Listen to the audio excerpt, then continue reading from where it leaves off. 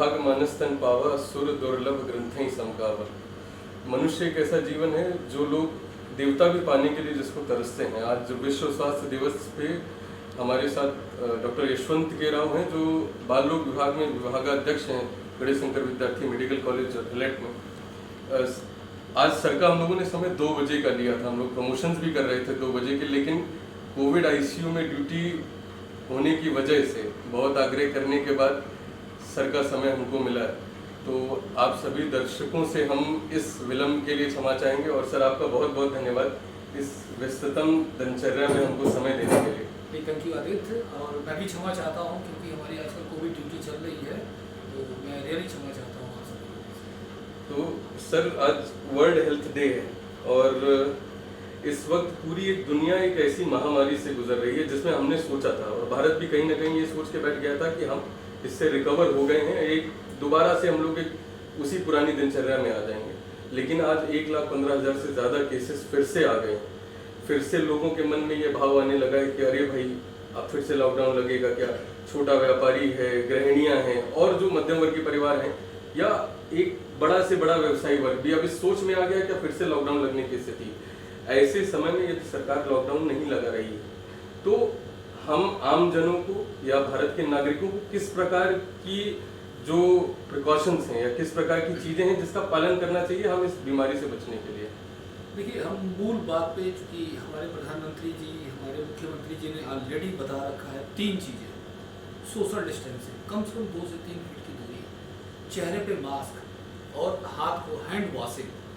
मैं सैनिटाइजेशन कम बोलता हूँ, हैंड वॉशिंग ज़्यादा बोलता हूँ। हैंड वॉशिंग, साबुन से हाथ धोएं, सैनिटाइजेशन तो केमिकल है, कितना इफेक्टिव है ये हम बहुत ज़्यादा कह नहीं सकते।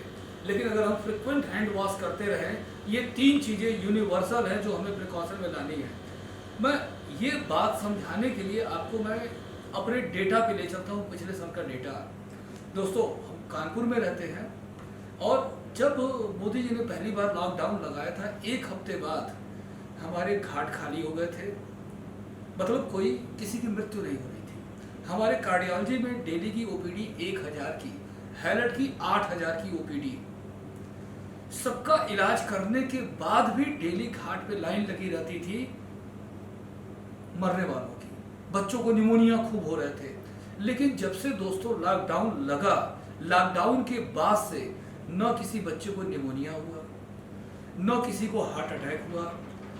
डॉक्टर कृष्णा कार्डियोलॉजी के डायरेक्टर बोल रहे थे, जिनकी 3-3 बीपी की दवाइयां चल रही थी, उनकी या तो बंद करनी पड़ी या फिर एक दवाई पे लाना पड़ा।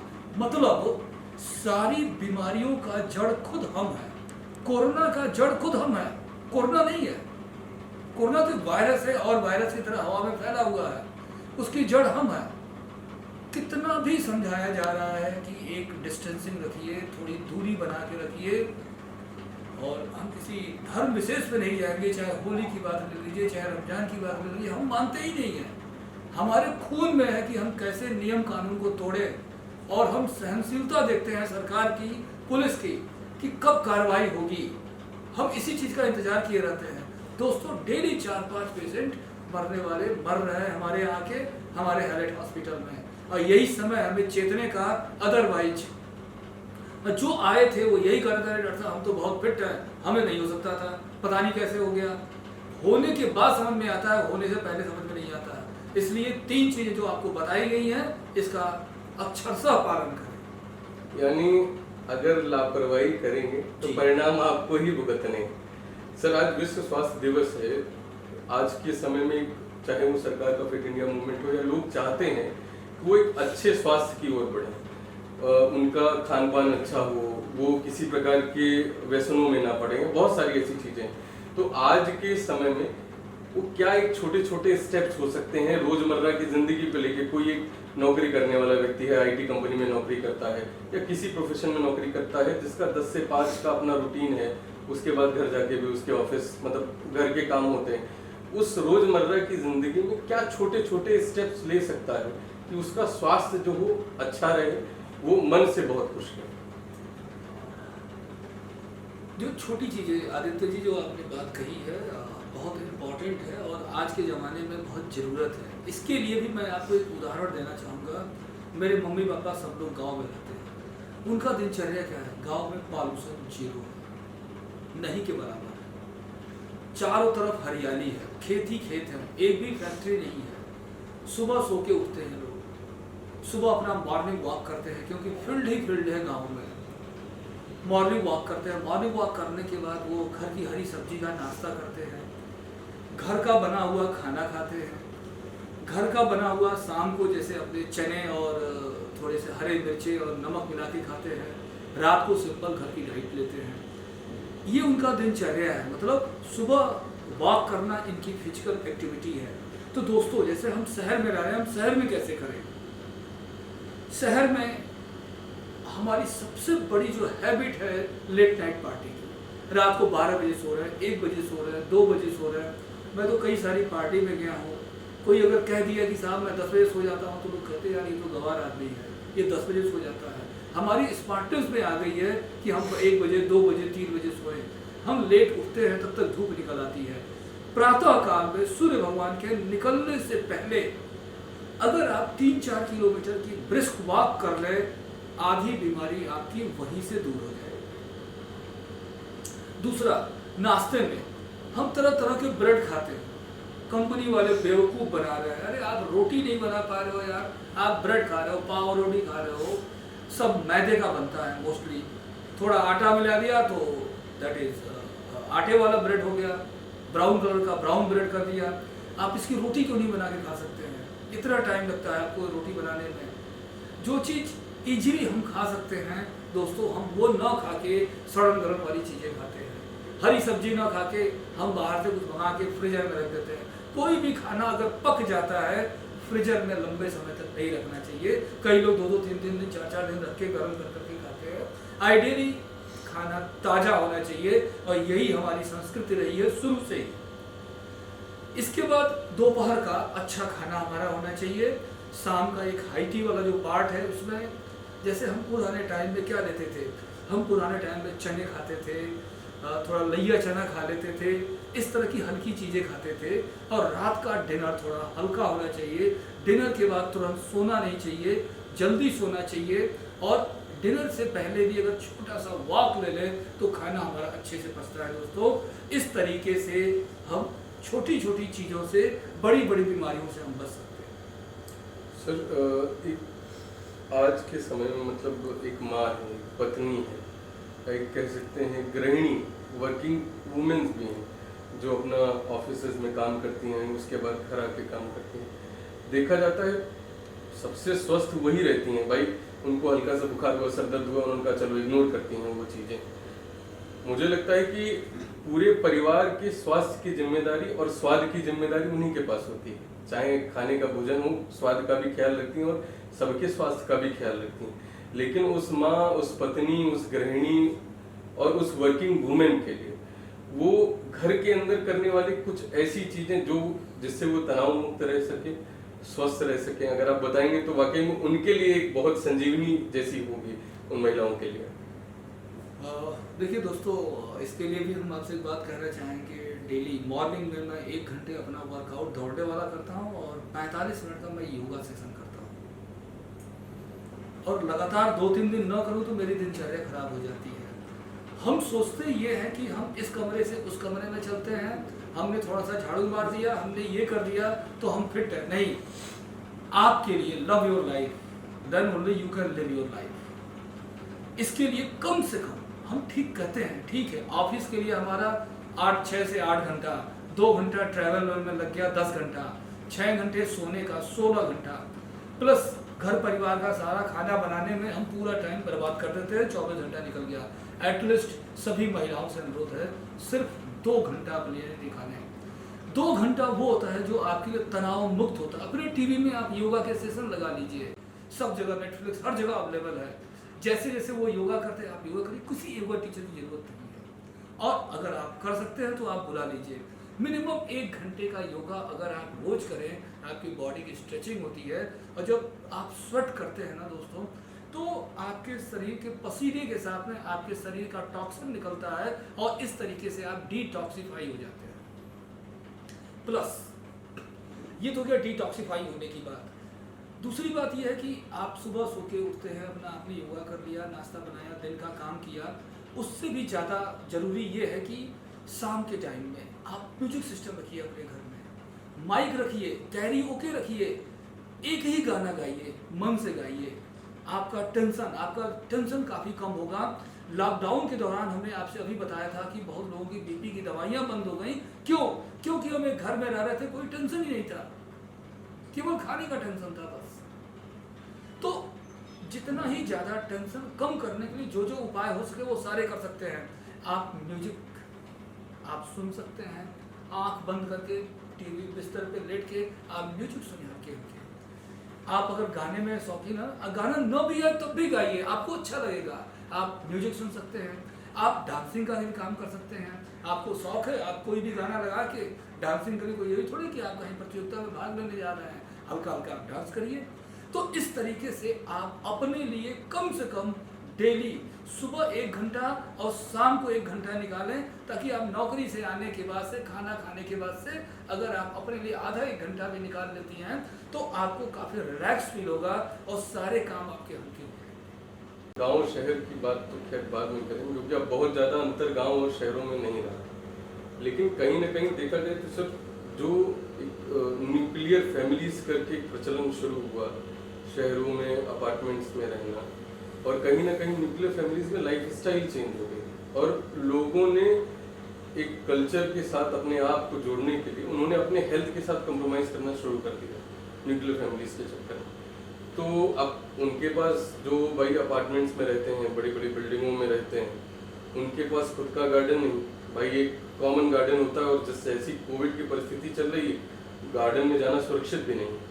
तो उनके लिए बालकनी, उनका ड्राइंग रूम और उनका किचन, उनके लिए कैसे एक हेल्थ मेंटेन करने का एक हेल्थ मेंटेनेंस एरिया उनके लिए हो सकता है, उनकी बालकनी, उनका डाइनिंग रूम या किचन में खड़े होकर। तो उसके बारे में एक बार ये 3 जगहों के बारे में बताइए कि वो हेल्थ मेंटेनेंस एरिया कैसे हो सकते हैं। ये बड़ा, आदित्य जी, बड़ा डिफिकल्ट सवाल है। मतलब ये तो वो बात हो गई कि हम बॉर्डर पर लड़ने जा रहे हैं लेकिन हम आपको बंदूक नहीं देंगे। एक्चुअली हमारे हवा को प्यूरिफाई करने का काम केवल पौधे करते हैं और कोई नहीं कर सकता है। कंपनी वाले बेवकूफ़ बना रहे हैं, एयर प्यूरिफायर बेच रहे हैं, शहरों में बहुत सारे लोग लगा रहे हैं। अगर आप अपना घर चारों तरफ से बंद कर लें, एक दिन बाद भी आए तो अगर आप मेज पे हाथ रखने में धूप देने लगती है, कैसे? हवा है भाई, ये तो चाहेगी। अगर आपके चारों तरफ हवा गंदी है तो आपके कमरे में गंदी हवा ही आए, चाहे आप कुछ भी कर लें, रोक ही नहीं सकते। हवा तो आएगी आएगी। फिर भी आपने कहा कि हम कैसे इसको मिनिमाइज कर सकते हैं। पहला यह है कि जो डस्ट पार्टिकल है उनको हटाने का सबसे अच्छा तरीका है वेट मॉपिंग। फर्श में गीले कपड़े का पोछा लगाएं, उससे काफ़ी फायदा होता है कि सारी धूल वाली जो गंदगी होती है वो हमारी साफ हो जाती है। एक दूसरा, घर के अंदर अभी कई सारे किचन गार्डन करके आता है, बहुत सारे पौधे होते हैं, मैं उनका नाम नहीं जानता, इस समय बता नहीं पाऊंगा, लेकिन आप गूगल पे डाल के देख सकते हैं कि किचन के अंदर पौधे लगाने वाले। ये सब पौधे क्या करते हैं, हमारे वातावरण की गंदगी को, जो हम CO2 निकालते हैं, कार्बन डाइऑक्साइड, इन सबको एब्जॉर्ब करके और ऑक्सीजन ये निकालते हैं। तो एक तो हमारे घर के अंदर ग्रीनरी रख सकते हैं, लेकिन हम भी उसमें क्या किया, कंपनी वालों ने मैट बना दिया, ग्रीन कलर का मैट बना दिया, एंड हम फाइबर प्लास्टिक हम बेवकूफ़ समझते हैं कि वाह बहुत बढ़िया। नहीं यार, वो तो एक और सोर्स ऑफ गंदगी है, वो तो और गंदगी फैला रहा है। आप अगर घर में गुलाब का ही फूल लगा लें, अगर कहीं से सूर्य की रोशनी आती है, कई तरह के फ्लावरिंग वाले प्लांट लगा लें, मनी प्लांट लगा लें, इससे आपके घर के अंदर ग्रीनरी भी बनी रहेगी और वो लाइव चीज़ है तो आपके घर की गंदगी को भी दूर करेगा। तो एक तरीका ये है। दूसरा ये है कि अभी भी अगर आप अपार्टमेंट में टॉप पे रहते हैं, एटलीस्ट आप छत पे जा सकते हैं, and physical activity is much much more important. ये आपकी बॉडी के इम्यून सिस्टम को भी मजबूत करेगा, शरीर के सारे टॉक्सिन्स को निकालेगा, प्लस ये कोरोना से भी आपको बचाएगा। तो आप इस तरीके से आप फिट रह सकते हैं और अपने ऊपर छोटे से जगह में भी वातावरण को मेंटेन कर सकते हैं। प्लस क्या लें, प्लेंटी ऑफ वाटर, नींबू पानी। आप देखिए अभी आजकल होटलों में, 5 स्टार होटल में आदित्य जी जाइए, तो जो चीज़ें हम पहले कहते थे कि यार ये तो गंवार लोग खाते हैं, अलसी, तिल, बिल्कुल सही। ये कच्ची अलसी, कच्चा तिल, वहाँ बढ़िया गुड़, कांच के डिब्बों में सजा गुड़, रखा रहता है, सही बात है। सत्तू, ये कांच के डब्बे में होते हैं और आप उन्हें अगर परचेज करें तो एक चम्मच 200-200 रुपए का होता है, जो हमारे गांव में लोग उठा के फेंक देते हैं, आपके कौन लेगा। दोस्तों ये सब चीज़ें हैं, they are real immunity booster. और अगर हम ये सब अलसी हो गया, तिल हो गया, तुलसी जी की पत्ती हो गई, खीरा हो गया, अगर हम अपने पानी में, थर्मस के पानी में थोड़ा बर्फ डाल के उसमें खीरा, तुलसी जी की पत्ती, ये सब अगर हम डाल के रखें हरी चीज़ें, तो वो पानी हमारे लिए और ज़्यादा, उसमें नींबू डाल दें, थोड़ा मौसम्बी डाल दें काट के, निचोड़े नहीं तो पानी मीठा हो जाएगा, वो पानी हम पिए तो काफ़ी डिटॉक्सिफाई वाला पानी होता है, आयुर्वेदिक पानी होता है, इससे हमें काफ़ी फायदा होगा। तो इस तरीके से हम 1-2 कमरे के मकान में भी, टॉप फ्लोर पे भी अपने आप को हेल्दी रख सकते हैं। एंड प्लेंटी ऑफ वाटर बहुत इंपॉर्टेंट है, क्योंकि टॉक्सिन जितना हम पानी पिएंगे उतना ज़्यादा यूरिनेशन होगा, उतना ही ज़्यादा हमारा टॉक्सिन शरीर से बाहर होगा। तो खूब पिए, खूब निकाले पसीने से, ये हमारा फंडा है। जैसे जब हम बात आपने बता ही दिया कि हमारी पुरानी चीज़ें, अलसी है, तिल है, ये सारी चीज़ें हैं सर, है क्या कि हम लोग अपनी प्राचीन सभ्यता को छोड़ के पाश्चात्यकरण की ओर इतनी तेजी से बढ़े हैं कि हमने, आप जैसे बता रहे थे ब्रेड, हमने मैदा और गेहूं को इतनी ज्यादा प्राथमिकता दे दी कि वो जो एक हम लोग कहा जाता था ना भारत में कि मोटा अनाज खाने वाला आदमी, तो जो मोटा अनाज था वो ज्वार था, बाजरा था, मक्का था, हम उसको बिल्कुल भूल गए। आपसे एक दिन चर्चा हो भी रही थी इसी विषय पे। ये आप क्योंकि एक प्रोफेशन में है, आपकी बात लोग ज्यादा सुनेंगे, अगर हम लोग खड़े होकर ये चीजें बताते हैं तो शायद लोगों को नहीं समझ में आती। दूसरा है क्या कि ये एक तो पुराने अनाज हो गए, दूसरा क्या है कि अब लोगों ने क्या किया कि एक ब्रेकफास्ट मील जो है उसको स्किप करके वो सीधे लंच पे आते हैं। दूसरा क्या है कि रात्रि भोजन वो कहा जाता था एक पहले, कुछ बिल्कुल ध्यान में नहीं कि सुबह का भोजन राजाओं की तरह, ऐसा करके एक नियम ऐसा था, कुछ लोग कहते थे उसको, मुझे बिल्कुल भिखारी की तरह रात्रि का भोजन होना चाहिए। उस पे एक बार मुझे लगता है कि उस पे थोड़ा सा फोकस डाल देंगे तो चीजें लोगों को समझ में आएंगी। जी आदित्य जी, ये बड़ा इम्पोर्टेंट टॉपिक है दोस्तों। अभी मैंने थोड़ा सा इस पार्ट को थोड़ा सा टच किया था, टाइम भी बहुत ज़्यादा नहीं है, हम आपको बहुत ही ब्रीफ में बताते हैं। देखिए व्हीट जो कि है ना, इसके अंदर ग्लूटेन होता है, प्रोटीन, जिससे सेंसिटिविटी अच्छी खासी होती है। जिन बच्चों में ज़्यादा सेंसिटिविटी होती है उनका तो गेहूं बंद करना पड़ता है, लेकिन कोई भी बीमारी माइल्ड से लेके सीवियर तक होती है तो हमारे पास वही पेशेंट या वही बच्चा आता है जिसको मॉडरेट टू सीवियर होती है। माइल्ड टू मॉडरेट वाले तो लाइफ लॉन्ग चलते रहते, पता ही नहीं चलता है।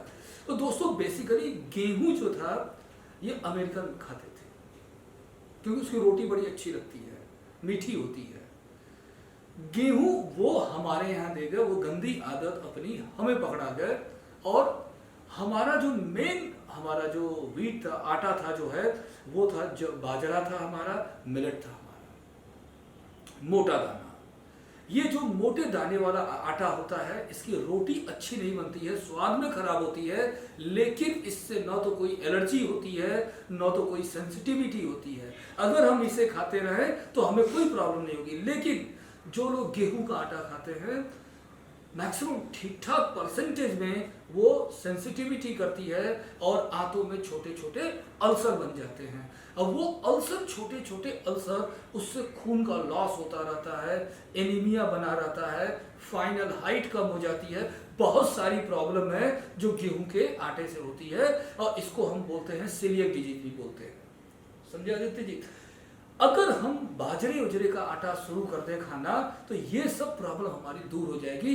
एक मैसेज मुझे ये देना था। दूसरा मैसेज, जो आटा हम खा रहे हैं, लोग बात पूरा मार्केट भरा हुआ ऑर्गेनिक आटा।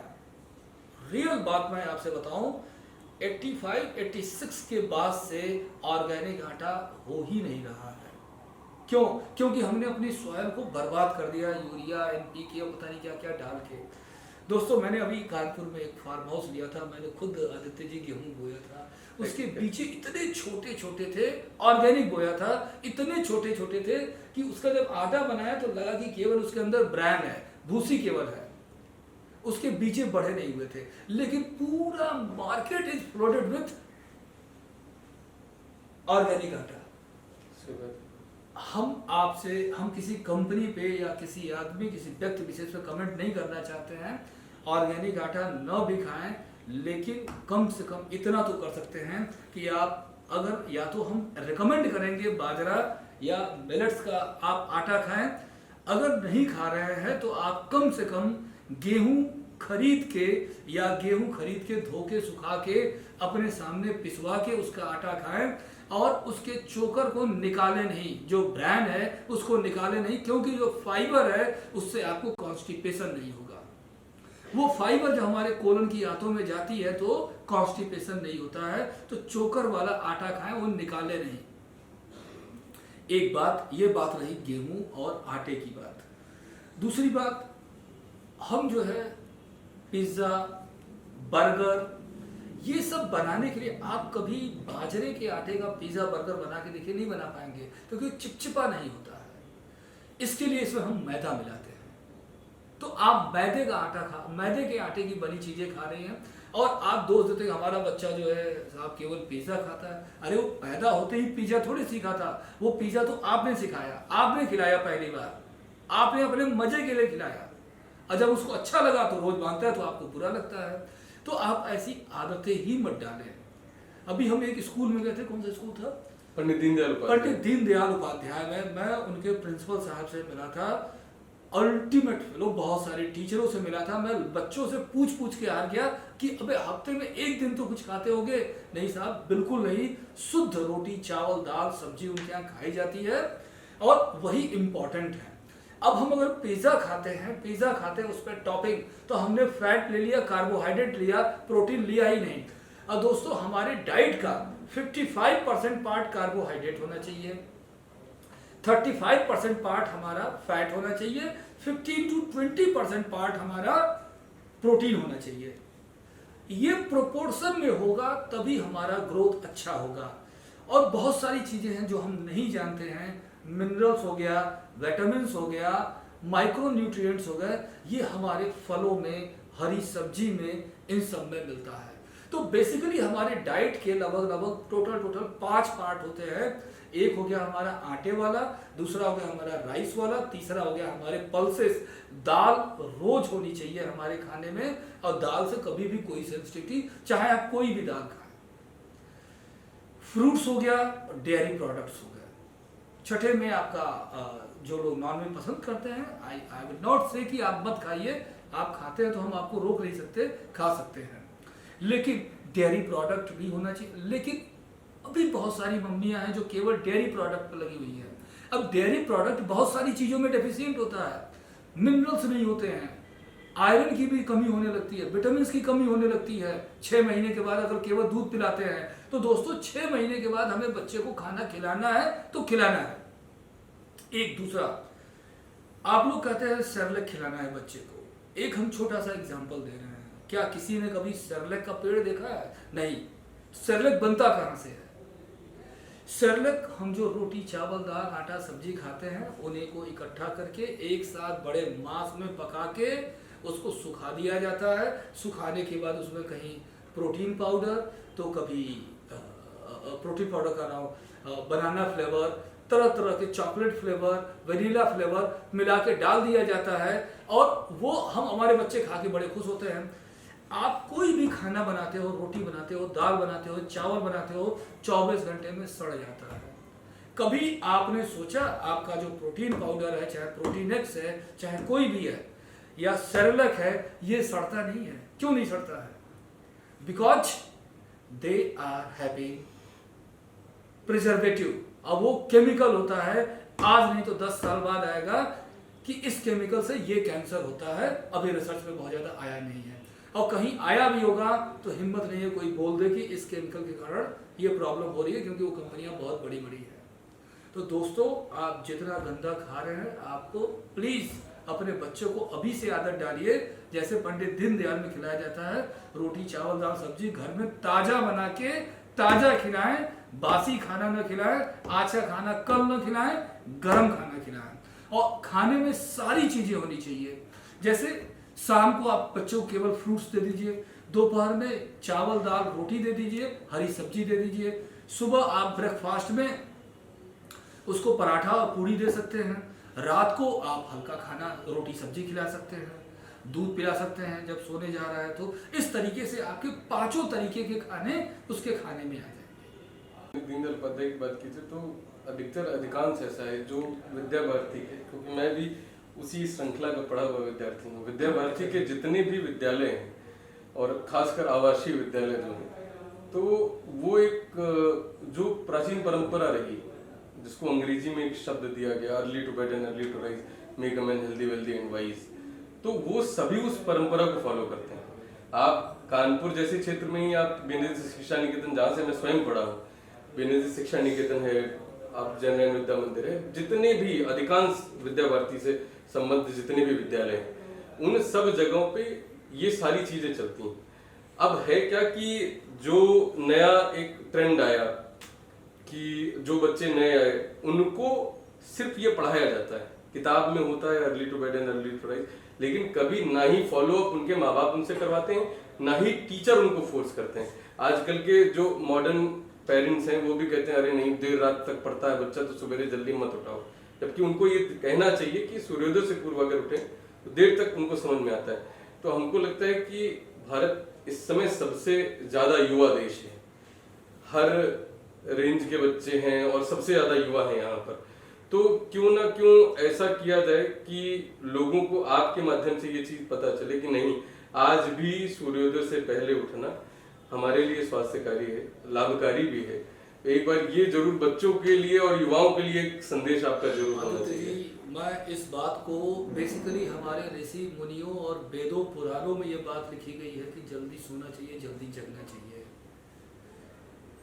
एक देश विरोधी ताकतें रही है, किसी धर्म का हम नाम नहीं लेंगे, जिन्होंने हमारी संस्कृति पे बहुत आघात, बहुत चोट पहुंचाया है। इसका साइंस है, जितने भी वेद पुराण की बातें हैं वो एक साहित्य नहीं है, वो सब साइंस है and everything had been proved.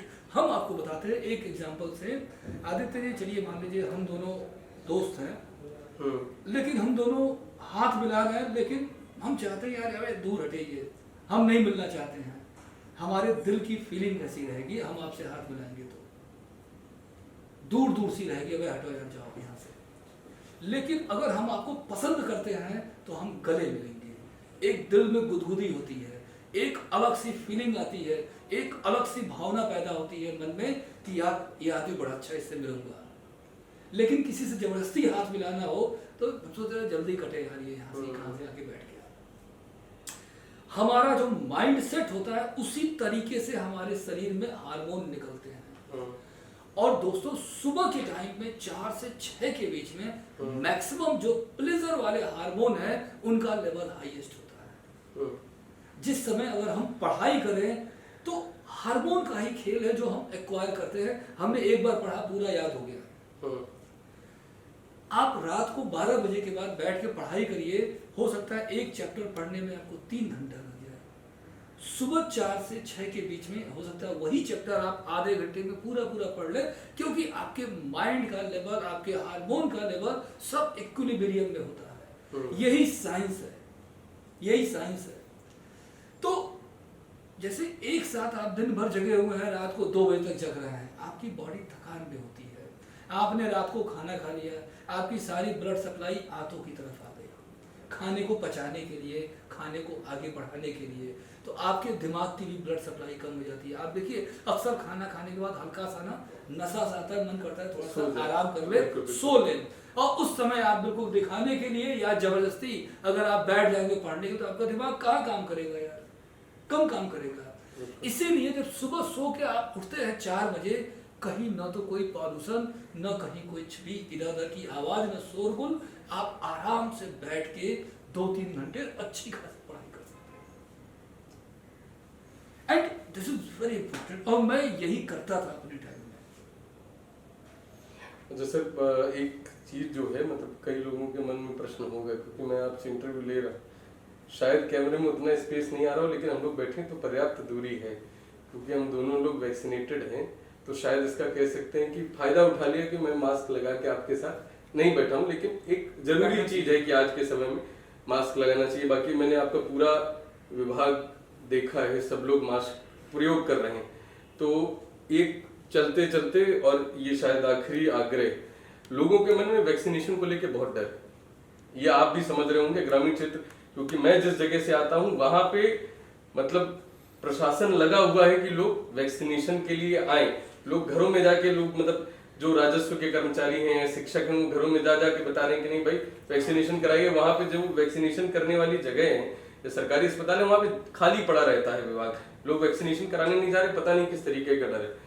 आपने वैक्सीनेशन कराया, आपके सोशल मीडिया प्लेटफॉर्म पे पढ़ा था कि आपने वैक्सीनेशन कराया, आप, मुझे लगता है आपको वैक्सीनेशन कराया 1 महीने से ज्यादा हो गया, लगभग 2 महीने, और 2 महीने हो गए, और मुझे लगता है कि किसी प्रकार का कोई आपको स्वास्थ्य में फर्क नहीं समझ में आ रहा होगा, आपने दोनों डोज ले लिए वैक्सीनेशन के। सर, ये जो डर है लोगों के मन में वैक्सीनेशन नहीं कराने का, और दूसरा एक आग्रह, क्योंकि आप एक सरकारी ओहदे पे हैं, आपकी तरफ से किया गया आग्रह एक सरकार का आग्रह होगा, तो लोगों से वैक्सीनेशन कराने का आग्रह आपके द्वारा हो जाए, प्लस सोशल डिस्टेंसिंग मेंटेन करने का 1 साल हो गए, हमारी आदत में पड़ जाना चाहिए मुझे लगता है, लेकिन ये भारत है, यहाँ पे कोई भी चीज आदत में बहुत देर में आती है।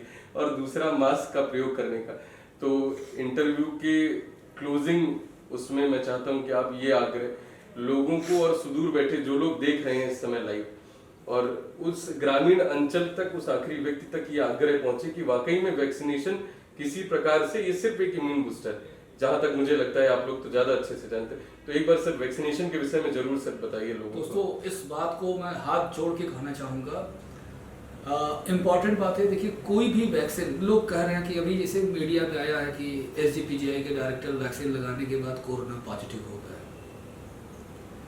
देखिए कोई भी वैक्सीन, जितनी भी वैक्सीन मार्केट में अवेलेबल है, diphtheria, pertussis, tetanus, Japanese encephalitis, measles, mumps, rubella, जितने भी, हेपेटाइटिस B, A, कोई भी वैक्सीन एक्सेप्ट टिटनस 100% इफेक्टिव नहीं होती है। वैक्सीनेटेड पेशेंट में बीमारी हो सकती है, लेकिन बहुत ही माइल्ड टाइप की होती है, अगर होती भी है तो माइल्ड टाइप की होती है।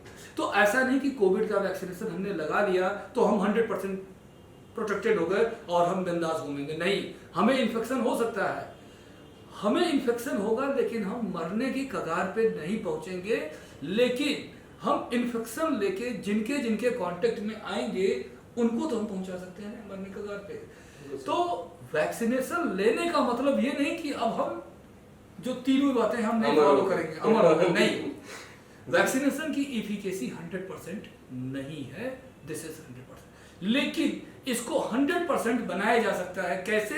सिर्फ 3 चीजों से, एक सोशल डिस्टेंसिंग, मास्क और हैंड वॉशिंग एंड सैनिटाइजेशन। अगर हम इनके साथ और वैक्सीनेशन लगवा लें, हम सबने वैक्सीनेशन, हमारे डिपार्टमेंट के सारे JR, सारे डॉक्टरों ने लगवाया, किसी को कोई साइड इफेक्ट नहीं। पता नहीं कहाँ से पेपर में आता है कि उससे थ्रोम्बोसिस हो गई, हार्ट अटैक पड़ गया, वो उसके बाद भी पॉजिटिव, अरे पॉजिटिव हो गए लेकिन मरे तो नहीं ना, लेकिन जो लोग नहीं लगवा रहे वो तो मर रहे हैं ना। तो ये बात क्यों नहीं समझ में आ रही है हम सबके कि वैक्सीनेशन जो बना है किसी मतलब पार्टी ने नहीं बनाया है, साइंटिस्ट ने, वैज्ञानिकों ने दिन रात मेहनत करके वैक्सीन बनाई है सिर्फ आपके प्रोटेक्शन के लिए, और आप उसमें तमाम कमियां निकालना है। तो प्लीज आपसे अनुरोध है, वैक्सीन जरूर लगवाएं, और वैक्सीनेशन के साथ इन तीनों चीजों का, सोशल डिस्टेंसिंग, मास्क और सैनिटाइजेशन का प्रयोग जरूर करें। मतलब वैक्सीनेशन के साथ ये तीनों चीजें उसी तरीके से नेसेसरी हैं, जैसे वैष्णो देवी के दर्शन करने जाओ तो भैरव बाबा के दर्शन, बाबा विश्वनाथ के दर्शन करने जाते हैं तो काशी कोतवाल दर्शन, तो वैसे ही वैक्सीन लगाने के बाद आप अमर नहीं हुए हैं बिल्कुल भी, आपको वो तीनों चीजें फॉलो करनी। सर बहुत बहुत धन्यवाद, आज विश्व स्वास्थ्य दिवस पे आपको शुभकामनाएं। आप लोग हमेशा की तरह डॉक्टर्स की जो पूरी लॉबी, मतलब आप लोग एक गॉड बन के आए, एक इतनी बड़ी महामारी जहां पे सब पस्त हो गए, सरकारें पस्त हो गई, विश्व भर के सरकारें पस्त हो गई, आप लोगों ने एक रास्ता दिया, हम लोगों को एक दोबारा जीने की उम्मीद दी, और कहीं ना कहीं वैक्सीनेशन या वैक्सीन की खोज आप डॉक्टर्स की ही एक मेहनत का परिणाम है। और मुझे लगता है कि जब सरकारें पूरे राष्ट्र जब डॉक्टरों के भरोसे इस महामारी से निकल सकते हैं, मुझे लगता है ग्रामीण अंचल में और शहर अंचल में बैठे हुए हर व्यक्ति को उन दूसरे धरती पे भगवान के दूसरे रूप पर विश्वास करके ये वैक्सीन जरूर लगवानी चाहिए और उन सभी प्रिकॉशंस का ध्यान रखना चाहिए जो हमारे लिए आवश्यक है। तो बहुत बहुत धन्यवाद सर आज के लिए। नमस्कार।